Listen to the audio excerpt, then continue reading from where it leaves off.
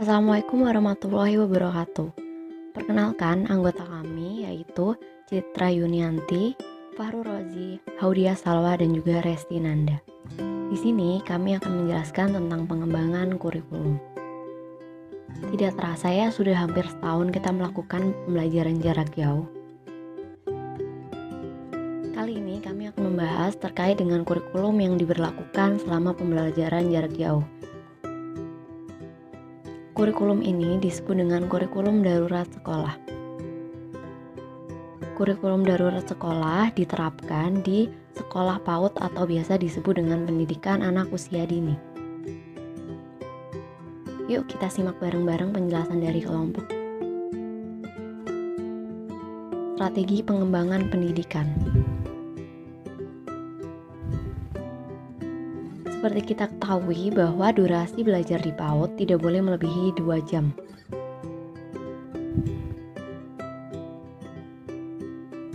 Berarti anak PAUD lebih sering menghabiskan waktu dengan orang tua mereka dibanding dengan guru mereka. Pastinya begitu.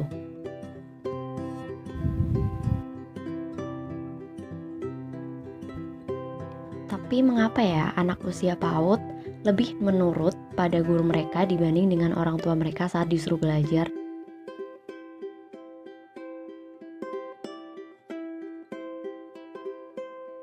Alasannya adalah karena guru mereka mengajarkan mereka sambil bermain.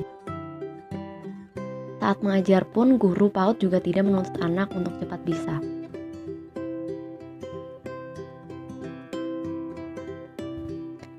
Berbeda dengan guru, beberapa orang tua banyak memaksakan anaknya untuk selalu bisa ini dan itu.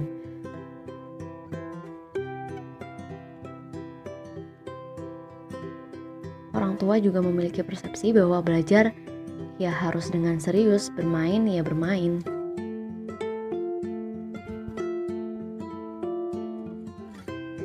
Oleh karena itu, sebaiknya guru PAUD memberikan edukasi kepada para wali murid.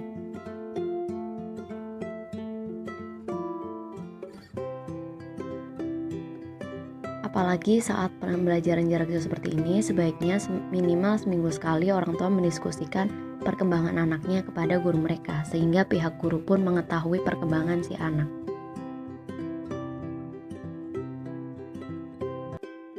Kerjasama antara orang tua dan guru merupakan kunci sukses dalam penerapan kurikulum darurat sekolah di PAUD.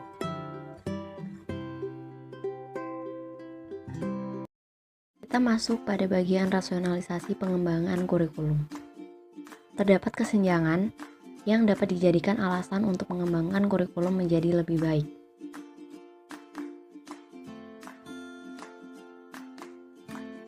Terkait kompetensi lulusan, seharusnya murid bersosialisasi dengan teman sebayanya, tetapi masih ada murid yang suka menyendiri. Selain itu, seharusnya murid juga mengenal huruf karena paham, bukan karena hafal.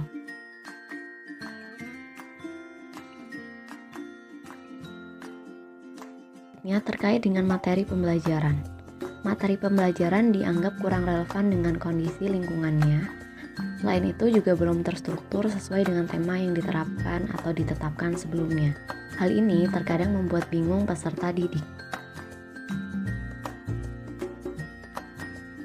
Terkait dengan proses pembelajaran. Yang pertama, bermain dan belajar merupakan hal yang terpisah. Yang kedua, bahan untuk belajar hanya bersumber dari lembar kerja yang sudah difotokopi.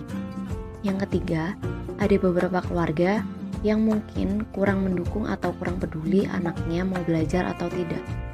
Selanjutnya dari segi penilaian, beberapa orang tua murid malas melaporkan perkembangan anaknya sehingga guru jadi tidak tahu perkembangan muridnya, padahal hal tersebut sangatlah penting bagi si guru. Guru tidak dapat memberikan evaluasi karena tidak mengetahui perkembangan muridnya.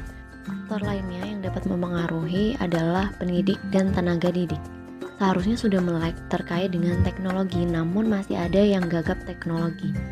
Sehingga hal tersebut menjadi gap atau dapat menghambat suatu kurikulum berjalan. Berkaitan dengan pengelolaan kurikulum, pemerintah belum menyiapkan semua komponen kurikulum sampai buku teks dan pedomannya. Selain itu, pemberian kuota internet sering terlambat dan bahkan ada yang tidak kebagian. Hal tersebut dapat menghambat berjalannya suatu kurikulum. Selanjutnya kita masuk pada kerangka pengembangan kurikulum. Yang pertama adalah landasan filosofis. Landasan filosofis berkaitan dengan pendidikan berakar pada budaya bangsa, serta didik pewaris budaya yang kreatif, pembelajar yang aktif. Proses pendidikan dicontohkan oleh Ki Hajar Dewantara dan kegiatan pembelajaran dilakukan melalui bermain. Kedua, terkait dengan landasan sosiologis. Landasan sosiologis kurikulum PAUD mengangkat keanekaragaman budaya sebagai kekayaan budaya yang perlu dilestarikan dan dikembangkan. Yang ketiga, berkaitan dengan landasan psikologis. Landasan psikologis ini berhubungan dengan pedagogis kurikulum pendidikan anak usia dini yang diharapkan atau diterapkan melalui proses pembelajaran yang sesuai dengan perkembangan dan karakter anak usia dini. Keempat, terkait dengan landasan teoritis. Landasan teoritis ini dikembangkan berdasarkan 3 teori, yaitu teori perkembangan anak, teori perkembangan otak, dan juga teori pedagogis. Yang kelima, landasan yuridis. Landasan yuridis ini berhubungan dengan Undang-Undang Nomor 20 Tahun 2003 tentang Sistem Pendidikan Nasional dan juga Undang-Undang Nomor 17 Tahun 2005 tentang Rencana Pembangunan Jangka Panjang Nasional. Elemen perubahan. Yang pertama, terdapat 8 standar nasional PAUD yang terdiri dari standar tingkat pencapaian perkembangan anak, kedua, standar isi, standar proses, standar penilaian, standar pendidikan dan tenaga pendidik, standar sarana dan prasarana, dan juga standar pengelolaan. Standar kompetensi lulusan terdiri dari kompetensi capaian. Kompetensi capaian merupakan penjabaran dari kompetensi dasar. Kompetensi capaian tersebut terbagi untuk 3 kelompok usia, yaitu kelompok usia 3 sampai kurang dari 4 tahun, 4 sampai kurang dari 5 tahun, dan 5 sampai kurang dari 6 tahun. Standar kurikulum yang diterapkan oleh SPS Matahari 012 Koja terdiri dari 5 kelompok program pembelajaran, yaitu agama dan akhlak mulia, sosial dan kepribadian, pengetahuan dan teknologi, estetika, serta jasmani, olahraga, dan kesehatan. Kompetensi inti dan kompetensi dasar. Kompetensi inti 1 untuk kompetensi inti sikap spiritual dengan kompetensi dasar pada tabel di sebelah kanan. Kompetensi inti 2 untuk kompetensi inti sikap sosial dengan kompetensi dasar pada tabel di sebelah kiri. Kompetensi inti 3 untuk kompetensi inti pengetahuan dengan kompetensi dasar pada poin-poin di tabel di sebelah kiri. Kompetensi inti 4 untuk kompetensi inti keterampilan dengan kompetensi dasar pada poin-poin di tabel di sebelah kiri. Selanjutnya, mengenai faktor pendukung keberhasilan kurikulum. Yang pertama, ketersediaan buku sebagai bahan ajar dan sumber belajar yang mengintegrasikan standar pembentuk kurikulum. Yang kedua, penguatan peran pemerintah dalam pembinaan serta pengawasan pihak sekolah sebagai pelaksana kurikulum. Yang ketiga, penguatan manajemen dan budaya sekolah. Yang keempat, kesiapan guru dalam mengembangkan dan mengimplementasikan kurikulum. Serta yang kelima, adanya kerjasama antara semua komponen sekolah, yaitu orang tua, siswa, guru, dinas terkait, dan juga lingkungan sekitar.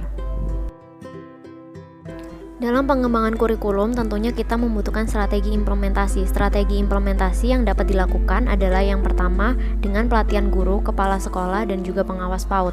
Prinsip ini menjadi prinsip utama implementasi di mana guru, kepala sekolah, dan pengawas di wilayah sekolah terkait yang akan mengimplementasikan kurikulum adalah mereka yang sudah terlatih. Strategi yang kedua adalah pengembangan buku babon. Buku babon terdiri atas buku untuk peserta didik dan juga guru. Strategi yang ketiga adalah pengembangan manajemen, kemudian kepemimpinan, sistem administrasi, dan juga pengembangan budaya sekolah. Strategi selanjutnya adalah pendampingan dalam bentuk mentoring dan evaluasi untuk menemukan kesulitan dan masalah implementasi serta upaya penanggulangannya. Terima kasih telah menyimak penjelasan dari kelompok kami. Kurang lebihnya kami mohon maaf. Wassalamualaikum warahmatullahi wabarakatuh.